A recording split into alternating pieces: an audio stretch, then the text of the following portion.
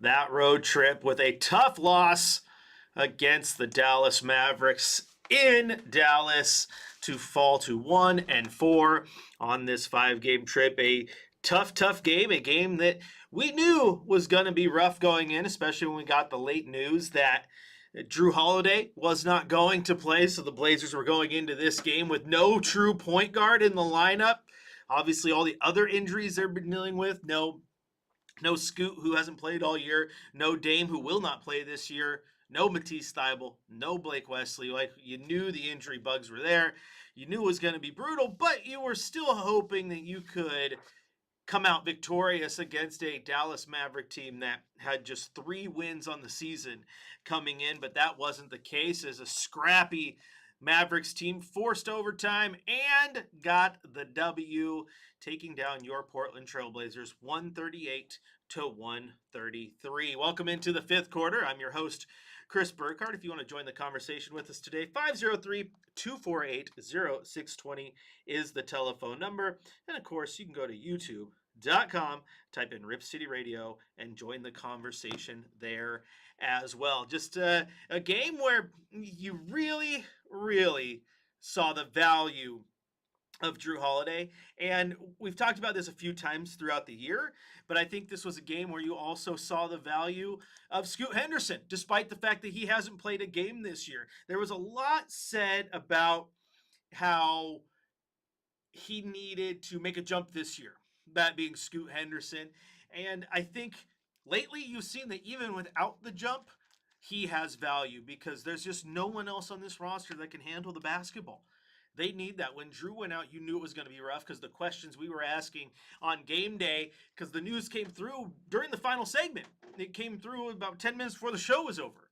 So it was like, okay, who's going to play? Maybe Ryan Rupert gets a few more minutes. Maybe, you could run with City Sissoko. Maybe it's obviously Denny Avdia. Maybe Tumani Kumara gets a chance. Like, those were the questions we were asking, because we didn't really have the answer. Because with no Scoot, no Dame, none of these guys who are point guards, you don't know who that guy is going to be. And it was a challenge without that person, because when you get into these late game situations and you don't have a half court offense, you are going to struggle. The Blazers outscored in the 4th quarter 33-27. They were outscored in overtime 20-17. Dallas 7 of 7 from the floor in that overtime period. Let's take a look at the overall box score, starting with the Dallas Mavericks. All 5 starters scored 14 or more. 21 points from P.J. Washington Jr. Cooper Flagg had 21 points, 8 rebounds, and 5 assists. 21 points from Daniel Gafford. Brandon Williams had 15 points, 6 assists, and Max Christie had 14 points as well. Off the bench, Klay Thompson turned back the clock a little bit. He saw the Portland Trailblazers and might have thought it was the 2019 NBA Western Conference Finals. He scored 19 points. He was 5 of 11 from beyond the arc, 7 of 16 overall from the floor.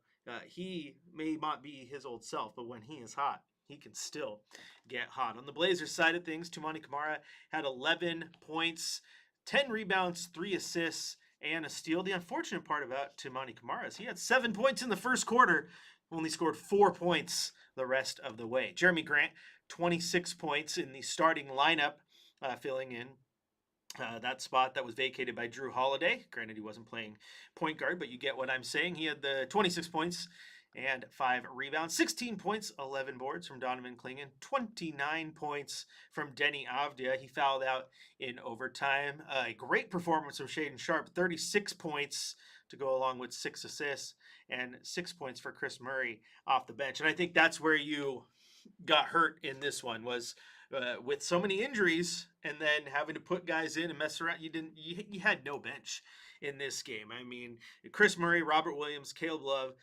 City Sissoko, and Ryan Rupert were your bench today. That's pretty tough. Robert Williams still playing about 15 minutes a night. He had 6 points, 5 rebounds. Donovan Clingan did play a good game, so I do like that. But this game did come down to situations when you need to hold the ball, be in control, and really get the most out of a possession. You weren't able to get it. That's unfortunate. Also interesting, the Trailblazers shot 100 field goals in regulation. They ended the night with 113 shots. They were 46 of 113. Dallas ended the night with just 95. So through overtime, they still took fewer shots than Portland took in regulation. And despite taking uh, 18 fewer shots than Portland, they made two more. Efficiency matters. They were 50.5% from the floor. Portland was 40.7%. And the three-point shot, once again, I've been telling you this, the Blazers will live and they will die by that three-point shot. The Blazers were 29.8% from beyond the arc tonight. That will absolutely kill you. And even though he made two of them, I don't think they need to be running offensive sets anymore where Donovan Clingan is the answer to taking the three-point shot. That's just not his game. Once you're 7 feet tall, you are massive. Get your back to the basket. I need an old school center in my life, someone who can go Shaquille O'Neal style and do some damage to some rims and just make people work. I don't need Shaq out there shooting threes. No one needed that. So that's what I would have liked to see from this team tonight. Just a rough game all around. And it's just, man, I don't know. Just, man. Sucks the word? Is that the word you want to use? Because it does. It just hurts that the Blazers go in there and drop this game. A game that they could have won, should have won, maybe would have won if they were a little bit healthier. But you can't even use that as an excuse. I'm not. You're not healthy. You know it. Next man up. Go play your game. And this is just another game, too, where we have talked about the defense all year long, and the defense is once again struggling. The Dallas Mavericks team who came into this game one of the lowest scoring offenses in the league, and they go off and pop you for 138 points. So the defense needs to figure it out too, just as much as the offense. Sean says DC is more productive from three than trying to get him to score in the post. Sean, I'm aware of that. That doesn't mean I have to like it, though, because neither one is definitely something you should be writing up in your offensive playbook. If anything, hey, just get down in the paint and be ready to grab an offensive board if we miss a shot. Like the three-point result is not there, but sometimes brick for hands isn't where you want the ball down in the paint either. We got some conversation about Denny, turning over the ball. He does turn the ball over. It's Denny just plays fast. He plays quick. It's going to happen. He had 4 turnovers tonight. He had 7 in the last game. And so it is what it is. Maybe you can alleviate that in the long run when you get some point guards healthy who are going to take the ball out of his hands a little bit and let him get more to his strengths rather than having to put so much on his back. But it is just a tough one, a tough loss. The Blazers handed the Dallas one. This game really came down to the offense just looking absolutely atrocious with no point guards, with no one to run the offense. It's it was like putting hey, we don't have anyone. Remember a few years ago, NFC Championship game when Brock Purdy was hurt and like they threw him out there. He played quarterback, but they obviously couldn't throw the ball.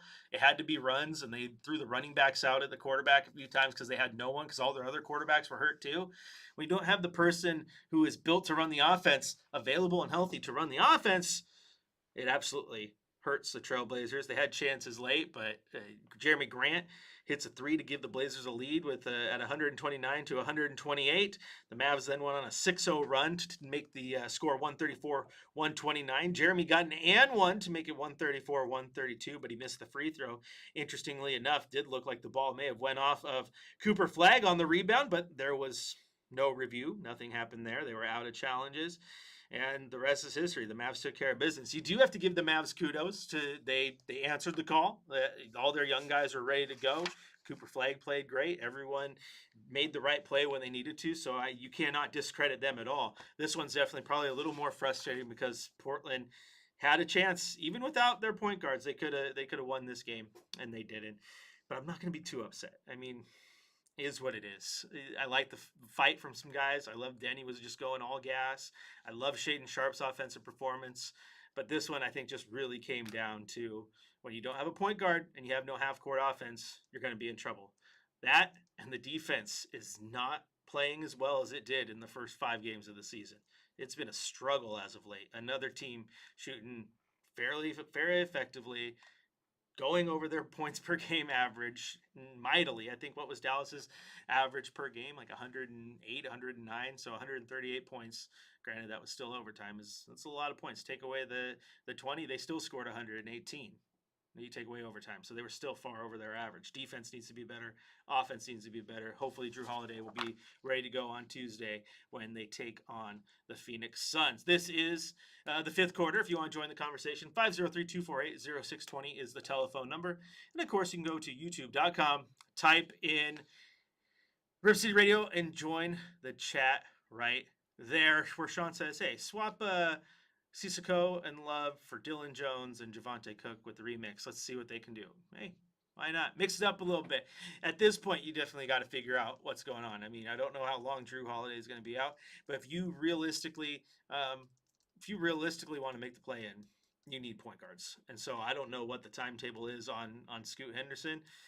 We have not been updated yet, but the Blazers are in desperate need of those guys to get back healthy or find someone in the system, whether it's a Rip City Remix guy or cut a guy and make space and just go sign a vet. Just someone if you really want to get this thing rolling. I understand what they're doing.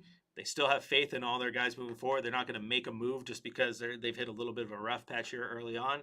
But it is clear that without a point guard, the offense absolutely struggles. Most teams would be like that. I think Portland even more so because their half-court offense isn't great in the first place. All right, we're going to take a quick little break. When we come back, we're going to hit you with our drive of the night and our shot of the night. We still got Coach's Corner and a game ball to hand out before we're all said and done. So don't go anywhere. Plenty more coming up on your home of the Blazers, Rip City Radio 620.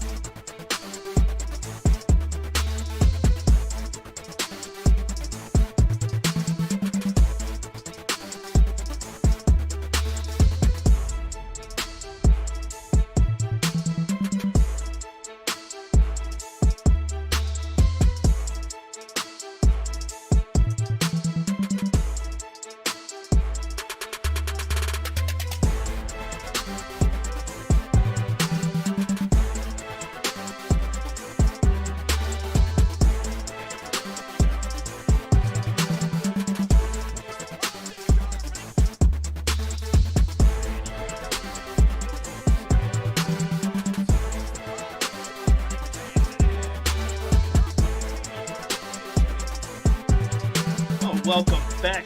Welcome back into the fifth quarter. Chris Burkhardt here with you. That's my fault.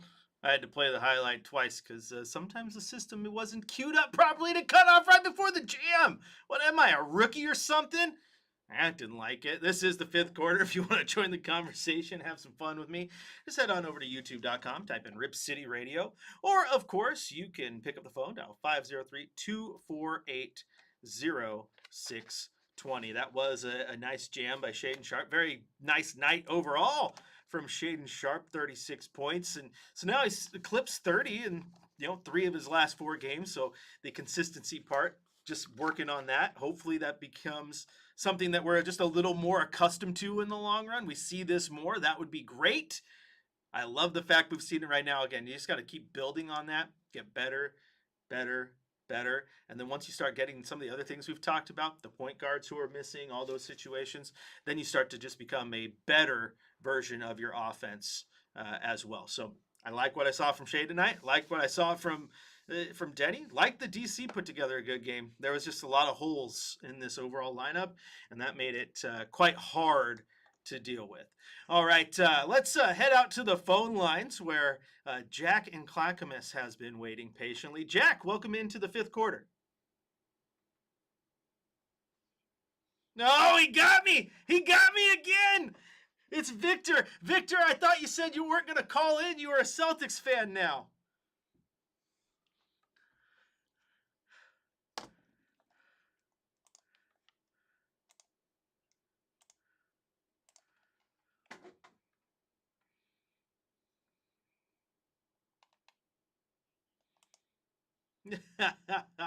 Oh well, thank you.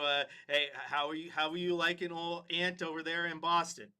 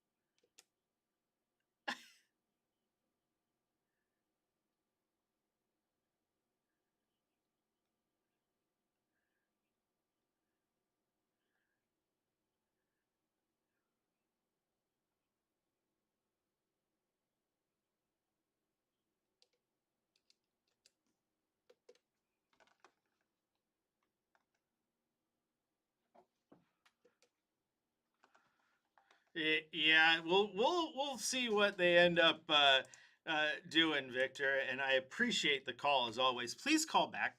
Please keep calling all year long. I was a little upset when you told me you weren't going to call in because you're a Celtics fan now. But hey, he's coming off the bench. They like. I've heard a lot of people who like what they're seeing out of him, but it is going to be interesting what they do with him in the long run because you're absolutely right. When you have a healthy Jason Tatum and you have a full roster ready to go and you are back in championship window, where does he sit? I mean, he's a bench guy right now, so he's not cracking that lineup when it's fully healthy. Yeah, you're right. I don't know if that's the best spot for good old Anthony Simons, who I think a lot of people here in Portland still love. And, it's not his fault that the things went down the way they did. And he, bounced out of town, and now he's not here anymore. It's unfortunate. It's unfortunate. Like I said, a lot of people liked him. A lot of people liked him, but it is what it is. Now he's gone. You got to focus on what you have here in Portland if you're a Blazer fan. But I do hope that he finds the right spot. I just don't know if Boston is it in the long run. I would have liked to see him go to Orlando, where he could have been in his hometown, had some fun, that'd be great. All right, you want to join the conversation? 503-248-0620 is the telephone number. I apologize to some of you listening on YouTube. Working out the kinks here, trying to stream a little bit different so the phone audio wasn't getting to the stream, but that's okay. You can always watch my ugly face on YouTube by listening on the radio and the iHeartRadio music app. See, multiple ways to get this. We're a friend of the show, Keith Feltner-Smith. I'm gonna have to get him out of the chat. He says, "F them refs." Good thing he said just the F, right? He's being PC over there. But he definitely, the refs were a little crazy. The refs were a little crazy there late. That was weird. That ball definitely looked like it was off of Cooper Flagg's hand, and Jeremy Grant missed that free throw. What are you gonna do about it? I don't know. I mean, when you lose all your challenges, that's just the situation. You don't have much to work with. So, NBA refs are they are who we thought they were. We let them off the hook. It's a deep cut football reference for all you football heads out there. All right, we're gonna take a quick break here. When we come back, we're gonna head to the coach's corner, hear from Tiago Splitter, and we'll hand out a game ball, of course. But before we do, it is time for our shot of the night.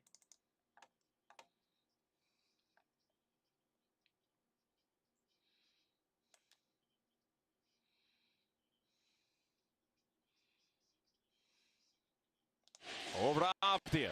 Dribbles in, attacks in traffic. Fires the pass to Kamara. Ball fake.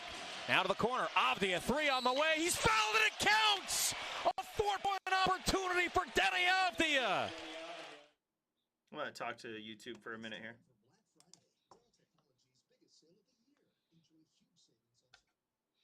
All right. We're at a commercial break, but I'll sit here and talk to my YouTube friends for a few minutes. We'll work out that kink. We're trying to do something a little different here on the stream. That way, Shacker doesn't have to mess with it in the back. He mess with the buttons. Plus, you guys can't pick on me. Like everyone was hating the elevator music. I like the fact that I can do this this fun little commercial. Pop that audio down, right? But so that people can see what's going on. What do you have on the radio station when it's not the fifth quarter? Oh, look, we got Blazers game day and Rip City Drive and the Blazers wrap up. And the Insider Report with Sean Hyken and the Insider Podcast. We got plenty going on. So, yeah, just mixing it up. So, Keith, you weren't the only one. Thanks for calling that out, and thanks for dealing with it, everyone. Might be a fun little, button I have to push here or something. I don't know. But we'll figure it all out in the long run. It's all part of testing things out and figuring out what you got, right? It's all part of the process. Let's see. Sean says, does not feel like there is much with this team that is sustainable. Their best play has been their speed, and they have proven they don't have the depth to keep that up for a season. Now, this was definitely something that was mentioned early in the year, the sustainability of it. And I think coach will learn, the players will learn all of that. I think you're starting to see it a little bit just because the way they played the first, 5 or 6 games, this just felt completely different than the last 5. And I understand road trip and hotels and airplanes, all that jazz. But A, that comes with the territory, and B, their season. They know what's up. So that's really not an excuse that they're going to lean on, not an excuse that I think I'm going to mention or you guys are going to talk about either.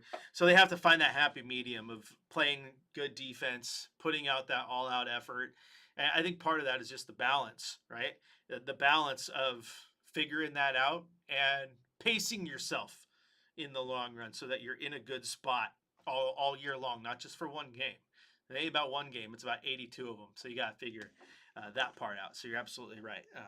Thanks, Sean. Thank you for that comment. All right, I'm going to go off for a second, go back to that fancy commercial. We'll be back in just a few seconds.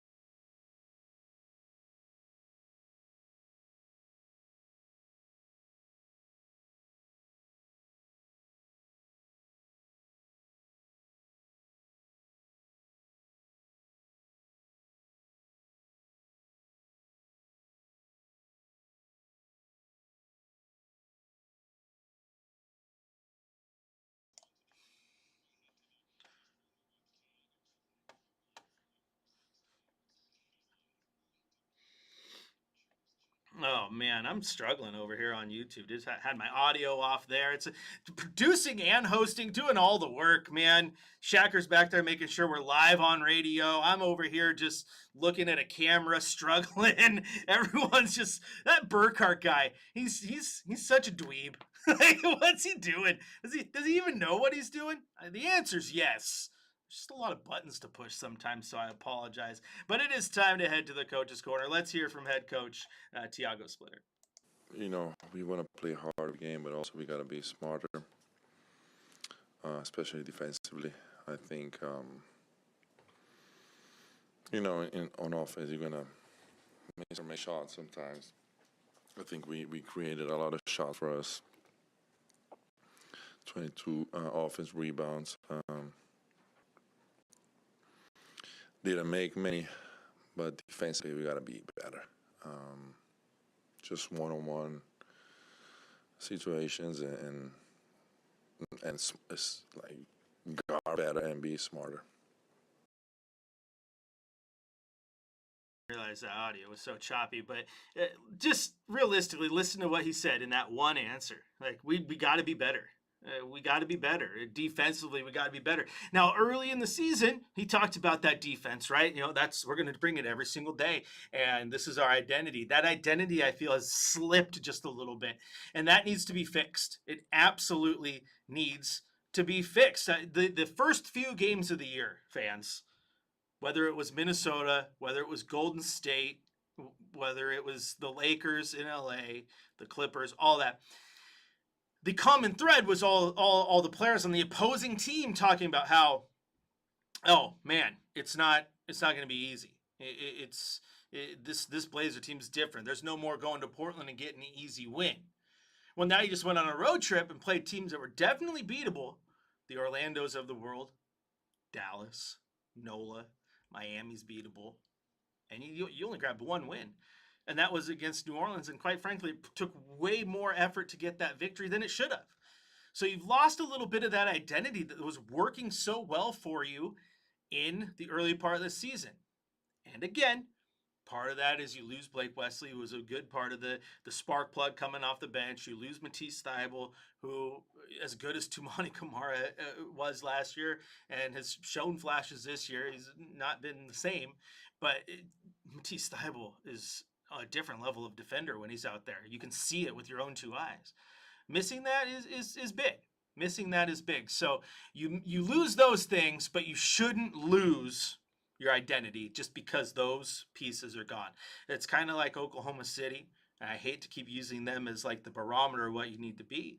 But the championship teams, when they lose one piece, it doesn't change. The team has become kind of one entity, right? They live, they breathe, everything together. Oh, Shea's not going to play today? Well, guess what? We're still going to turn forward. Oh, Chet Holmgren's out? We're going to find a way to keep going because the team has found a way to always keep progressing and moving forward. So that's what the Blazers need to do, is find that identity again. Find that identity again and make sure you just play Blazer basketball. I've said this before. I think plenty of fans would not be upset with losses as long as they're playing good basketball. But even this one, you're just like, oh my gosh, like, yeah, there were some good individual performances, but it's just needing that point guard and the team play down the stretch is what you were missing. And you need to get back to that because that was what was making those games early in the season so unbelievably fun. All right, we've done just about everything. But before we go, it's time to hand out a game ball.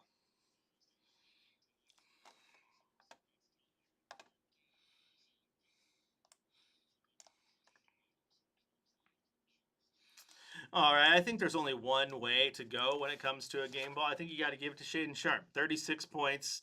He was 9 of 11 from the free throw line, 12 of 32 from the floor. That's a lot of shots, but hey, he needed to take them tonight. I like the fact that he was being aggressive. I will live with that. I like the fact that he's still trying to get the lion's share of the shots running through him. And I think when you do 3 30-point games out of your last four ball games, hopefully that's something that's kind of showing that sustainability moving forward is going to be big. It's absolutely going to be big. All right, if you want to join the conversation one last time, 503-248-0620 is the telephone number. And of course, of course, youtube.com, type in Rip City Radio. Join the conversation there as well, where Keith says the audio's back. Yeah, sometimes there's like this little button you got to push to unmute yourself. And I didn't push it on the YouTube side. To be fair, I was just coming in and talking once again about the question that Sean asked when we were talking about during the break about sustainability of the style of play. And I think when you lose your depth, then the sustainability definitely comes into question. If you have your full complement of players, that sustainability should not be an issue, because then you get to make your subs and everything's going to be good. I do think there's something to be said about substitution patterns a little bit and letting these players get into their groove. Maybe that's something Thiago will learn a little bit. Just as much as the game of basketball doesn't change, it is different depending on where you're playing. Like FIBA rules and the FIBA style are completely different than the NBA. So adjusting to that is going to be important in the long run. And just understanding that, this team's going to take some lumps. We talked about this all year, guys. Ups and downs. There's going to happen. This team is trying to get better. Their focus is still winning. And I think this team is learning what that looks like. They're not learning what it looks like to tank. They're not learning what it looks like to be bad. They're learning what it's like to be a team that has potential, who's actually trying to win now. It's a different style of play. It's a different mentality. It's a different preparation. There's so much that goes into that. I do think they're learning. Sounds almost cliche. Maybe it is. But this is different for them. It's different for them. Because think about this. The last few years, they weren't going on a 5-game road trip with a lot of people expecting them to win ball games. They come back 1-4, and you're like, yeah, of course, it's the Blazers. Everyone's get-right game. This time you're disappointed. Oh, man, 3-2 is definitely like attainable right there. You could have win in Orlando. You could have got NOLA. You could have got Dallas. The other two might have, could have been, surprise games. But, yeah, I should have got 3-2. So that level of disappointment is the fans also realizing those expectations and this, what this team is and what this team can be. So there's a lot of, like I said, the ups and downs and the learning through that process. I think they'll be okay. I like these individual performances, but the individual performance doesn't win you a ball game. Team game wins you the ball game. So you got to figure that part out. And again, you talked a lot early in the year about your identity, and you showed that identity through the first week or so. It's time to get back to that. Pretty simple. Sean says, I hope their development brings excitement for some free agent players wanting to come to PDX to help with the depth next year. And that'll be an interesting offseason, Sean, because you're going to have to make moves. You are going to have to continue to build this roster out. And I also think, as he continues to progress through the injury process and getting back to the court for next season, when your front office realizes what they truly have in Damian Lillard, that might alter how you decide to attack free agency as well. You understand what holes you have, and then getting the guys who can come in and fill those gaps. So I think this year is a lot of that, Sean. I think this year is a lot of figuring out what you need to do to really take the jump from hoping to be a playoff team this year to next year being a playoff team, no doubt. You are right now this season. We talked about expectations, the wins, loss. The hope was they are a play-in team, and I think that's probably something that locker room's looking at. That's what we want. That's a sign of progress. But the next year, we want to be a playoff team, not a play-in team. And so this year is a lot of seeing what guys fill the roles that you need. Like if you're not getting more out of Chris Murray and Ryan Rupert, it might be time to cut bait. Jeremy Grant. Do you really want to be the sixth man? Because you fill that role real well. And you could be the sixth man of this team for the future, accepting that role. But also, does it make sense to trade you out and bring other pieces in? So there's a lot of learning to do here as well, Sean. That's a good observation. I appreciate that. I like that. All right, that is going to do it for the fifth quarter tonight. Thanks, everyone, for tuning in. Thanks to my YouTube listeners for dealing with my idiot producing, for lack of better terms. Hit the unmute button. I'm surprised Keith wasn't blowing up my phone, texting me like, hey, Burke, come on, be better. I love it. Blazers will be back in action on Tuesday, taking on the Phoenix Suns. Keep in mind, I want everyone to listen here real quick because it's a little bit of a weird scheduling thing. You got the NBC presentation going to go on, so that game tips off late. That game tips off at 8 p.m. at Moda Center. Late night. That means game day will start at 6, and we'll get you through all the way to midnight when we'll be, rocking on the fifth quarter. If the fifth quarter goes past midnight, do we change it to the first quarter at that moment? Like now, or the zero quarter? Either or. Blazers lose to the Dallas Mavericks to end their 5-game road trip, 138-133. They will be back in action on Tuesday, 8 o'clock tip. I'll have game day for you starting at 6. Thanks, everyone, for tuning in. Rip City, I'll talk to you on the next one.